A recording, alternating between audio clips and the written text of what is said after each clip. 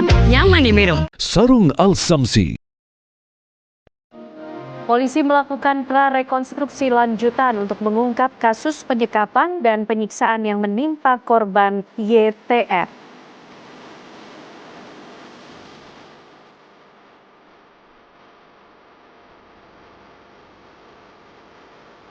Bupati Timor Tengah Utara memerintahkan Dinas Kesehatan untuk membekukan perpanjangan izin Rumah Sakit Leona.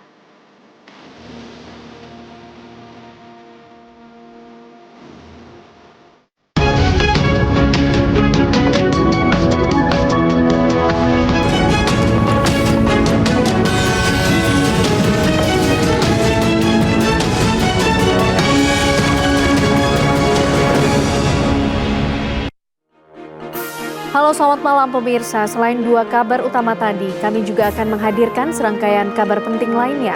Untuk mengetahui informasinya, inilah kabar utama selengkapnya bersama saya, Ken Ana.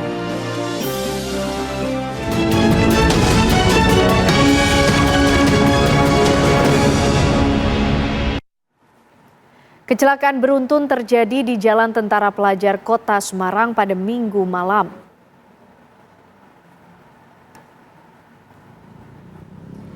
Selain dua mobil, 3 unit sepeda motor juga mengalami kerusakan parah dalam kecelakaan tersebut. Sejumlah korban dievakuasi ke rumah sakit. Kecelakaan diduga diawali dari aksi tabrak lari yang melibatkan 2 mobil dan sedikitnya 3 sepeda motor. Salah seorang saksi, Edi, mengatakan 1 mobil hitam melaju kencang tak terkendali dan menabrak 3 sepeda motor hingga akhirnya adu banteng dengan mobil lainnya. Usai terlibat kecelakaan, pengemudi mobil bernomor polisi B2543AIC kabur dan meninggalkan kendaraannya di lokasi kejadian. Hingga kini polisi masih memburu pengemudi mobil itu karena diduga menjadi penyebab kecelakaan.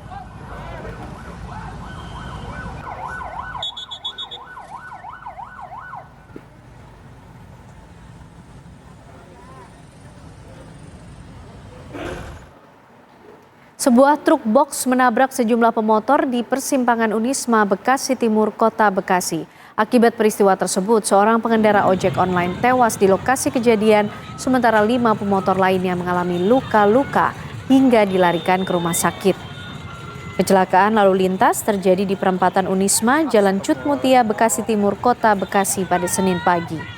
Saksi mata di lokasi kejadian mengatakan peristiwa tersebut terjadi saat kendaraan sedang ramai. Tiba-tiba truk box dari arah Jalan Cut Mutia menuju arah Terminal Bekasi menabrak sepeda motor yang saat itu melintas. Akibat hantaman truk box, sejumlah pengendara mengalami luka-luka dan 1 orang pengemudi ojek online tewas di lokasi kejadian. Insiden ini mengakibatkan arus lalu lintas di perempatan Unisma sempat mengalami kepadatan. Kasus kecelakaan ini kini ditangani Satlantas Polres Metro Bekasi Kota. Kebetulan hijau, jadi mereka nanggung tuh, mau merah itu nanggung. Nah ini yang dari sini merah udah nggak sabaran. Nah kebetulan yang nggak sabaran ini udah main langsung aja kan, yang dari sana kan kenceng. Ya itu langsung tabrak ya gitulah. Itu remnya blong apa truknya gimana? Kalau kata saya sih mungkin karena emang nanggung ya, bukan blong itu. Nggak mungkin, kalau blong nggak mungkin ngerem. Ya gitu. Yang parah tuh, yang meninggal kayaknya 1. Yang kelihatan gojek tuh. Yang lain sih luka-luka parah, yang nggak bisa berdiri loh aja. Gimana Kak bagian lukanya? Di Asupun, di lampu merah. Jam berapa sih Kak kira-kira?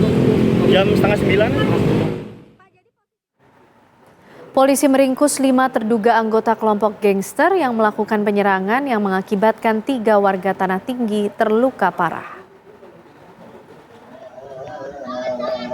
2 terduga pelaku penyerangan ini diringkus saat tengah berkumpul di bantaran rel di kawasan Kemayoran.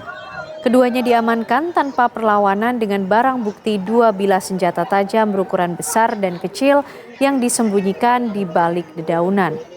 Selain kedua pelaku berinisial A dan D, petugas juga mengamankan 3 pelaku lainnya di sejumlah lokasi berbeda dengan 2 diantaranya masih berusia di bawah umur.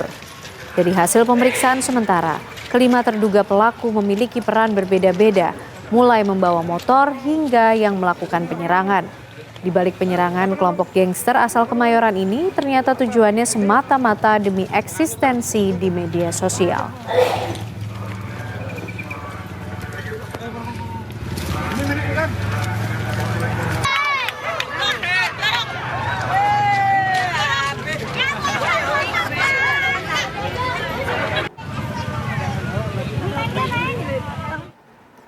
Pemirsa, hari ini polisi melakukan prarekonstruksi lanjutan untuk mengungkap kasus penyekapan dan penyiksaan yang menimpa korban YTR.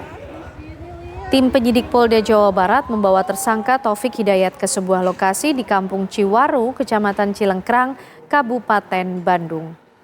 Rumah indekos tersebut pernah dihuni tersangka Taufik Hidayat bersama korban YTR sejak Februari 2025 hingga Desember 2025. Polisi membawa Taufik Hidayat untuk mendapatkan barang bukti tambahan serta menyesuaikan keterangan tersangka, saksi, dan juga korban dengan bukti dan fakta di lapangan. Hingga kini penyidik telah 2 kali melakukan prarekonstruksi. Kegiatan yang sama masih akan berlanjut karena tersangka Taufik diduga telah menyekap korban di 4 lokasi berbeda. Hasil prarekonstruksi ini akan menjadi bagian dari penyusunan konstruksi perkara bersama jaksa penuntut umum.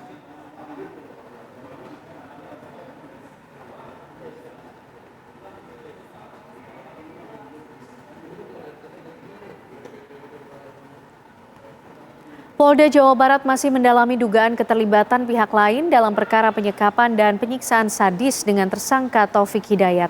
Kabid Humas Polda Jawa Barat, Kombes Pol Hendra Rohmawan, menegaskan siapapun yang terbukti membantu pelaku melarikan diri atau menyembunyikan tersangka akan dijerat pasal turut serta dalam tindak pidana.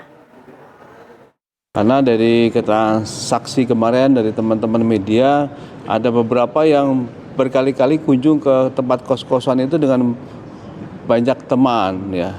Tapi yang kami dapatkan informasi juga bahwa di tempat pekerjaannya yang bersangkutan TH ini ada beberapa hak orang lain yang dia meloleh dia juga gitu. Sehingga kemungkinan dia juga sebagai terlapor juga di kasus yang lain.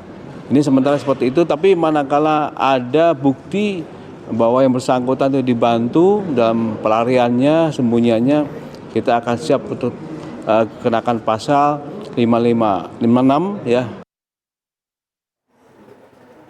Pemirsa, Rumah Sakit Hasan Sadikin Bandung mengungkap operasi rekonstruksi untuk luka-luka korban Yuvita masih belum dapat dilakukan dalam waktu dekat.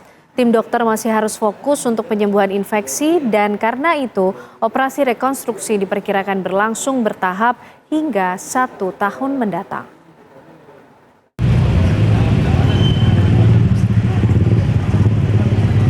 Rumah Sakit Hasan Sadikin Bandung menjelaskan kondisi terbaru YTR alias Yuvita, perempuan korban penyekapan dan penganiayaan oleh pacarnya Taufik Hidayat.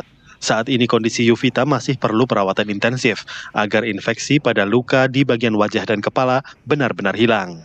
Selama 1 bulan infeksi diperkirakan bisa sembuh untuk bisa dimulai tahap operasi rekonstruksi. Jika kondisi korban stabil, operasi rekonstruksi diterapkan bertahap selama sekitar 1 tahun. Tidak hanya pemulihan wajah, tindakan medis juga diperlukan pada bagian tubuh lain, termasuk fungsi gerak kaki. Jadi kami sekarang ini dalam sebulan ini masih fokus di menghilangkan infeksinya. Dan kami sudah membuat schedule, mungkin bisa sampai setahun untuk perbaikan semuanya. Karena bukan hanya wajah aja, untuk pergerakan pun kaki pun sama. Jadi kami sudah reschedule, bukan reschedule kan, maaf, adalah 1 tahun ke depan insya Allah bisa beres. Iya. Kenapa? Tindakan operasi mungkin yang dilakukan. Kan tadi bulan ini masih fokus di infeksinya. Jadi belum tuntas. Nggak bisa. Kalau infeksi belum ada kita nggak bisa mau operasi karena akan sembuh. Nah dalam minggu ketiga ini, minggu kedua sekarang sudah mereda tapi belum beres sekali. Dana bantuan 1 miliar rupiah dari Pemprov Jawa Barat akan digunakan untuk seluruh rangkaian penanganan dan pemulihan korban. Dari Bandung, Jawa Barat, Cepi Kurnia, TV One mengabarkan. Untuk mengetahui perkembangan terbaru dari kasus penyekapan dan juga penganiayaan YTR di Bandung, Jawa Barat, Kami ajak Anda bergabung dengan rekan kami Cepi Kurnia di Rumah Sakit Hasan Sadikin, Bandung. Selamat malam Cepi, bagaimana kondisi korban penganiayaan saat ini dan sejauh mana penanganan kasusnya? Ya, baik Kenane dan pemirsa, malam ini saya sedang berada di Rumah Sakit Hasan Sadikin Bandung untuk mengupdate terkait dengan kondisi korban penyekapan dan penyiksaan sadis yang diduga dilakukan oleh tersangka Taufik Hidayat yang tak lain dari kekasih YTR sendiri. Sejauh ini memang untuk korban sudah mulai mengalami perbaikan. Tadi pihak rumah sakit disampaikan oleh Direktur Utama RSHS Hasan Sadikin Bandung yaitu Dr. Rahmi Dinata menyampaikan bahwa pemulihan infeksi di bagian wajah dan kepala masih terus dilakukan sebelum nantinya akan dilakukan rekonstruksi wajah dan organ tubuh lainnya pada korban. Memang beberapa kali penyembuhan infeksi sudah dilakukan dan sejauh ini memang masih ada sehingga untuk rekonstruksi wajah sendiri belum dilakukan. Dan ketika memang infeksi sudah bisa disembuhkan, nantinya rekonstruksi akan mulai dilakukan secara bertahap dan itu membutuhkan waktu 1 tahun ke depan dan rencananya memang tidak hanya bagian wajah dan organ tubuh lainnya, namun tadi bagian kaki juga nantinya akan mulai dilakukan rekonstruksi. Dan saat ini untuk korban sendiri masih dilakukan pemulihan dan perawatan di rumah sakit, tepatnya di ruang khusus Hasan Sadikin Bandung, dan dijaga oleh pihak dari petugas dari rumah sakit Hasan Sadikin Bandung maupun pihak kepolisian. Dan sejauh ini memang tidak sembarang orang yang bisa masuk ke ruangan tersebut, dan apalagi saat ini korban sudah diawasi oleh lembaga pelindungan saksi dan korban sehingga tidak sembarang orang yang akan bisa masuk ke ruangan tersebut. Dan kondisi saat ini memang selain pemulihan medis, juga pemulihan mental juga telah dilakukan, dan tadi menurut pihak keluarga korban sudah mulai bisa berbicara sejak dari kemarin dan tadi sudah mulai bisa bercanda, dan tadi ada keterangan dari kakak sendiri sudah bisa memesan makanan seperti tadi pempek dan tadi sudah dibelikan oleh kakaknya. Dan sejauh ini memang untuk kasus dari penyekapan dan penyiksaan yang dilakukan oleh tersangka Taufik Hidayat, pihak kepolisian tadi Senin pagi mulai kembali melakukan prarekonstruksi.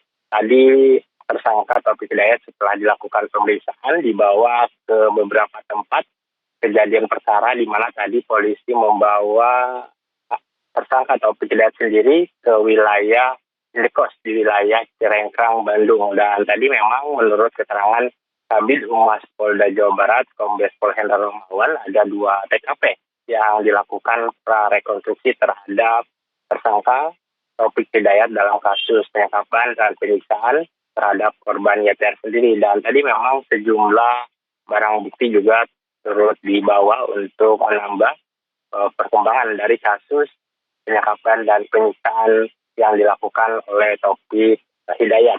Dan sejauh ini tadi memang di tempat rekonstruksi banyak juga warga yang melihat, dan sebagian warga memang baru mengetahui ada tersangka Taufik Hidayat yang ngekos di wilayah Cirengkrang dan wilayah Cicahem. Dan sejauh ini memang polisi terus masih melakukan pengembangan terkait dengan kasus ini, dan tidak menutup kemungkinan tadi dikatakan Kabid Humas Polda Jawa Barat bahwa ketika ada yang membantu dalam pelarian atau menyembunyikan tersangka saat DPO, tentunya akan ikut dalam terjerat kasus tindak pidana Taufik Hidayat sendiri. Dan sejauh ini pihak kepolisian terus mengumpulkan sejumlah barang bukti di lokasi rekonstruksi sebelum nantinya akan dilakukan rekonstruksi bersama jaksa penuntut umum. Dan sejauh ini memang dapat kami informasikan bahwa Taufik Hidayat sendiri masih dilakukan pemeriksaan secara intensif di Mapolda Jawa Barat, dan kami informasikan bahwa untuk korban sudah mulai mengalami perbaikan dan berharap korban segera 100% sembuh dan segera mengalami rekonstruksi wajah yang tadi dikatakan oleh pihak rumah sakit dijadwalkan berlangsung selama 1 tahun ke depan. Kembali ke Kenane. Ya, terima kasih Cepi Kurnia mengabarkan setiap perkembangan dari penanganan kasus ini langsung dari Rumah Sakit Hasan Sadikin Bandung, Jawa Barat. Selamat malam, Cepi. Sidang perdana pra-peradilan yang diajukan Roy Suryo berlangsung hari ini.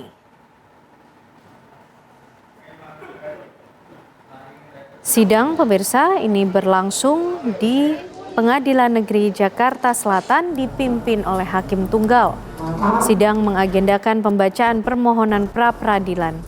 Roy Suryo mengajukan 4 hal dalam permohonan pra-peradilan, yaitu mempertanyakan keabsahan polisi dalam proses penangkapan, penggeledahan, dan penahanan dirinya pada 19 Juni lalu. Selain itu juga Roy memohon adanya kepastian hukum atas pencekalan dirinya yang diberlakukan imigrasi atas permintaan Polda Metro Jaya.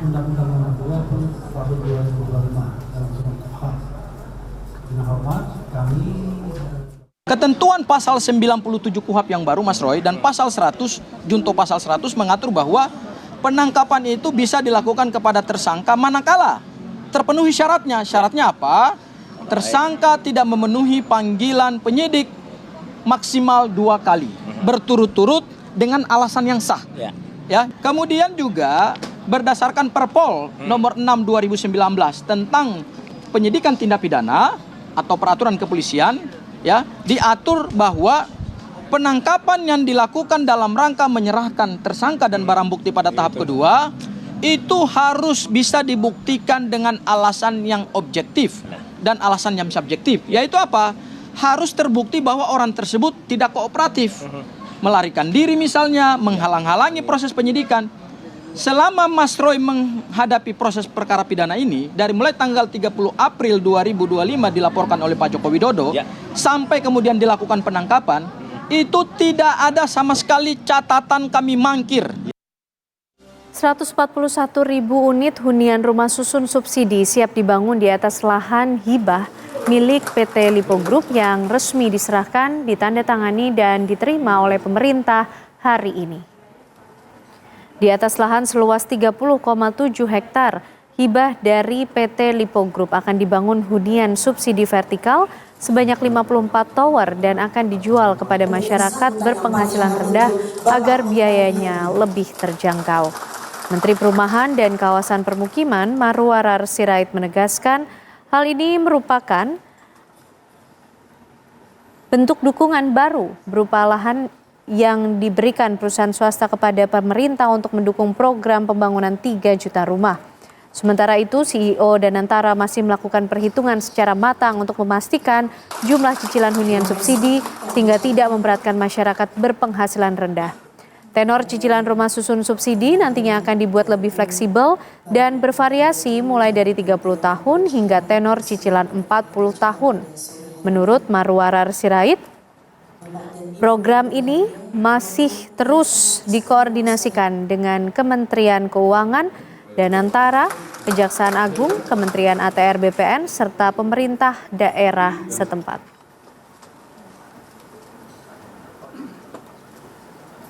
Ya, kita kompak semuanya bagaimana ini mungkin satu sejarah ya, sejarah ada hibah sebesar ini. Dan semoga nanti bisa diikutin dengan hibah-hibah yang lain. Sehingga nanti bisa gotong royong ya. Kita bisa gotong royong bagaimana masyarakat juga bisa dibantu. Dari pengusaha-pengusaha yang sudah sukses juga bisa membantu masyarakat. Pak Rosan, terima kasih banyak atas dukungannya.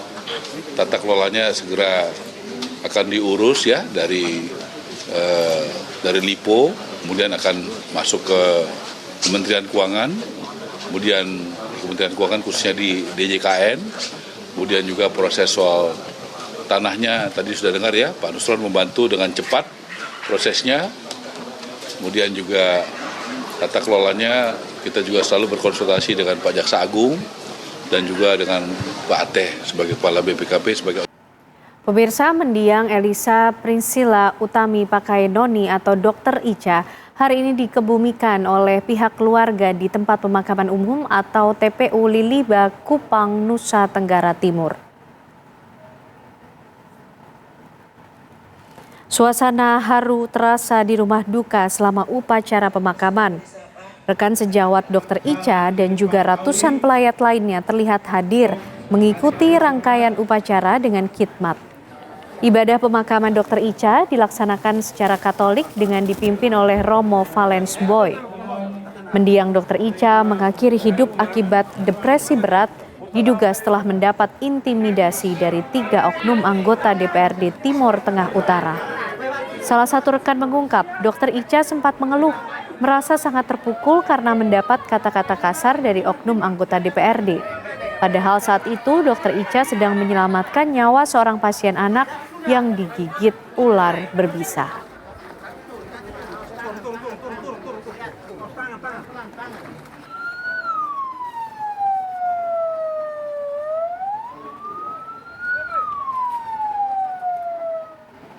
Usai ramainya dugaan intimidasi oleh anggota DPRD Kabupaten Timur Tengah Utara, di balik kematian dokter muda, Bupati Timur Tengah Utara memerintahkan Dinas Kesehatan untuk membekukan perpanjangan izin Rumah Sakit Leona. Langkah ini diambil Bupati karena pihak rumah sakit tidak melaporkan adanya peristiwa dugaan intimidasi.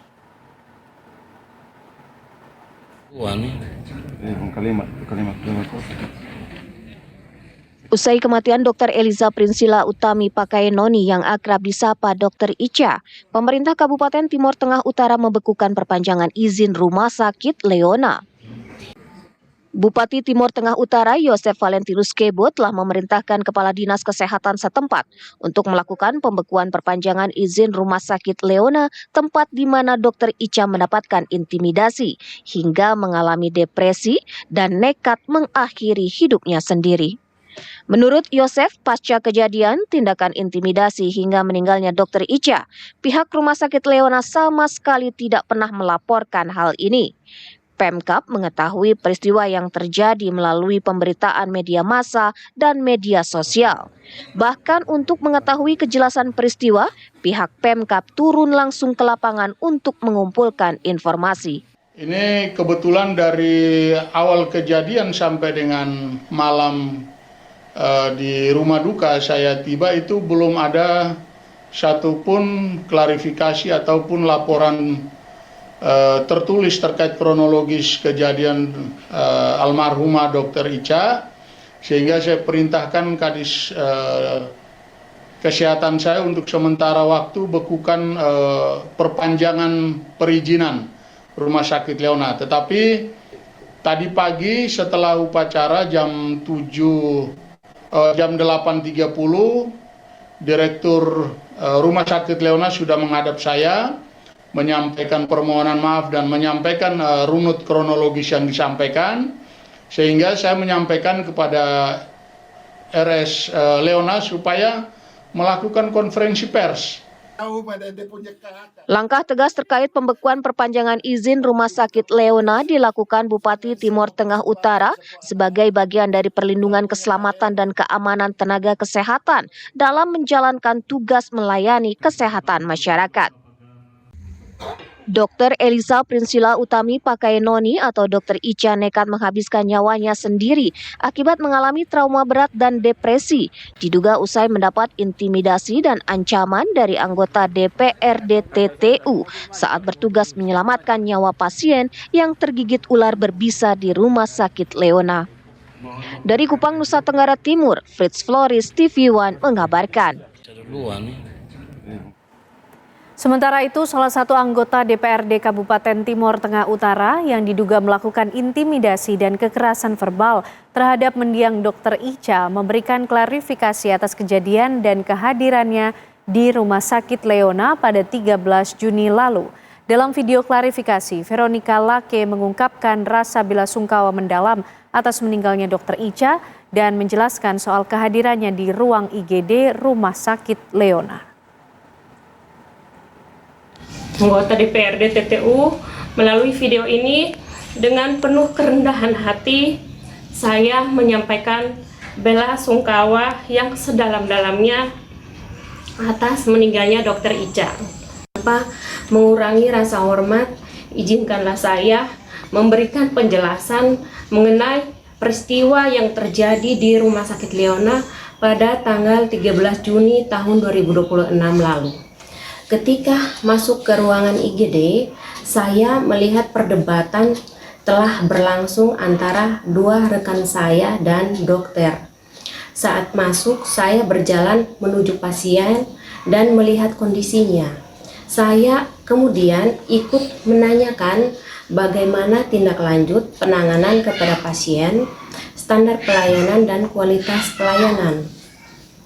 Terkait perkataan panggil wartawan saja, itu saya maksudkan sebagai usulan dalam percakapan kepada salah satu rekan DPRD agar ada liputan eksternal dan investigatif terkait transparansi pelayanan kesehatan.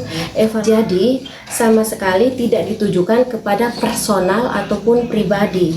Selanjutnya, dua rekan saya berdiskusi dengan pihak manajemen rumah sakit dan saat itu juga persoalan tersebut telah diselesaikan secara baik. Dan dua rekan saya sudah menyampaikan permohonan maaf kepada pihak manajemen rumah sakit Leona dan juga almarhumah Dr. Ica saat itu juga. Gubernur NTT Melkiades Lakaleka melayat ke rumah duka Dr. Ica, dokter yang diduga tewas akibat tindakan intimidasi dan kekerasan verbal oleh 3 oknum anggota DPRD NTT. Gubernur menegaskan tidak dibenarkan adanya intimidasi atau intervensi kinerja tenaga medis lantaran mereka bekerja di bawah perlindungan undang-undang.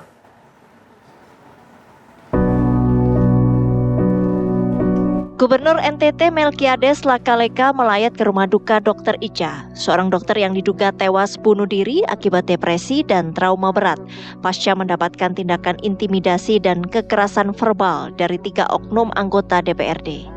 Gubernur NTT Melkiades Lakaleka datang memberi ucapan bela sungkawa. Ayah Dr. Ica dengan berlinang air mata bersujud di hadapan Gubernur NTT meminta keadilan seadil-adilnya atas kematian buah hatinya. Gubernur tegas menyatakan tidak boleh ada suatu tindakan intimidasi ataupun kekerasan verbal kepada tenaga medis siapapun dia dan apapun jabatannya. Saya mengucapkan bela sungkawa bagi keluarga. Kebetulan sejak awal kasus ini, Dr. Prima Rani yang sebagai ahli bisa ular itu sudah kontak saya sejak awal. Karena dia melaporkan kejadian ini bahwa Dr. Ica mengalami ada masalah di PTU. Jadi sejak awal saya sudah tahu kasus ini sebenarnya. Sebelumnya Dr. Eliza Prinsila Utami Pakenoni tewas bunuh diri akibat trauma berat diduga pasca mendapat intimidasi dari 3 oknum anggota DPRD saat menangani seorang pasien yang digigit ular berbisa. Dari Kupang NTT, Fritz Floris, TV One mengabarkan. Kita beralih ke informasi lainnya pemirsa. Teka-teki kasus penemuan mayat wanita di parkiran Bandara Juanda, Surabaya mulai terkuak. Foto sosok lelaki yang mendampingi korban sebelum meninggal beredar luas di media sosial.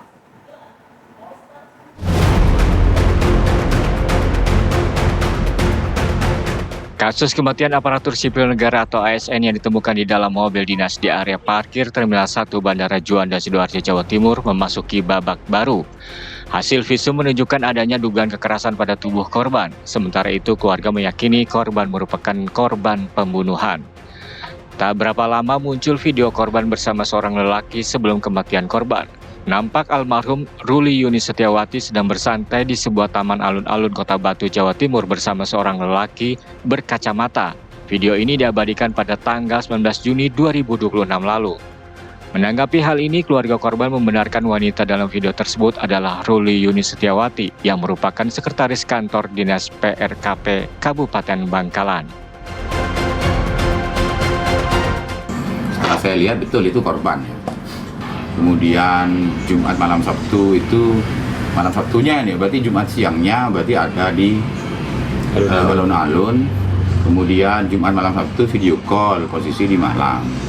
Nyambung. Kalau dilihat yang sosok di situ yang terlihat itu, saya kira saya tidak perlu menjelaskan apa-apa. Silahkan dicocokkan aja dengan kaos yang dipakai laki-laki misterius ya, yang ngambil tiket apa? Tiket parkir di Bandara Internasional Juanda. Harapan kami tetap penyidik secepatnya tertangkap. Pihak keluarga mendesak kepolisian Sidoarjo segera menangkap pelaku dengan sejumlah bukti-bukti yang kini dipegang kepolisian setempat. Dari Bangkalan, Madura, Jawa Timur, Abdul Rahim, TV One mengabarkan. Pemirsa, dari Madinah, Arab Saudi, jutaan mushaf Al-Quran dikirim ke berbagai penjuru dunia setiap tahun. Di kota Madinah terdapat percetakan Al-Quran terbesar di dunia yang menjaga kemurnian setiap ayat suci melalui proses produksi dan pemeriksaan yang sangat ketat.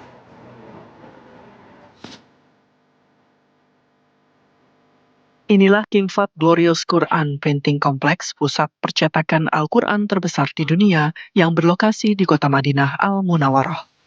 Kompleks yang diresmikan pada tahun 1985 ini menjadi salah satu pusat penyebaran mushaf Al-Quran ke berbagai negara. Dengan didukung lebih dari 1.000 tenaga kerja dan ahli, kompleks ini mampu memproduksi hingga 18 juta eksemplar Al-Quran setiap tahun. Jemaah haji diajak menyaksikan langsung seluruh tahapan produksi mushaf Al-Quran, mulai dari penyusunan naskah, pencetakan, penjilidan, hingga pemeriksaan akhir sebelum didistribusikan. Setiap lembar Al-Quran menjalani proses verifikasi secara berlapis.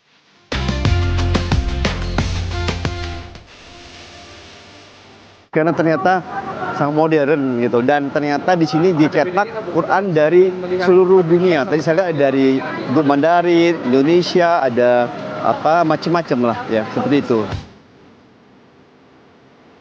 Tidak hanya menjadi pusat percetakan, kompleks ini juga memiliki museum dan galeri yang menampilkan sejarah penulisan Al-Quran, koleksi mushaf bersejarah, serta terjemahan Al-Quran dalam puluhan bahasa. Dari Madinah, Arab Saudi, Aditya Nugroho, TV One mengabarkan.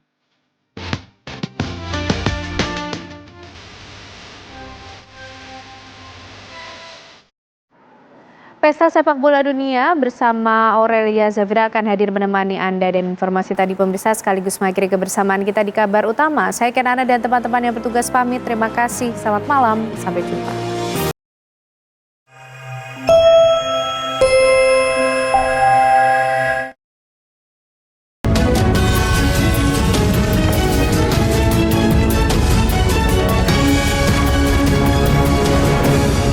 Didukung oleh kopi luwak, kopi nikmat, nyaman diminum. Sarung Al Samsi.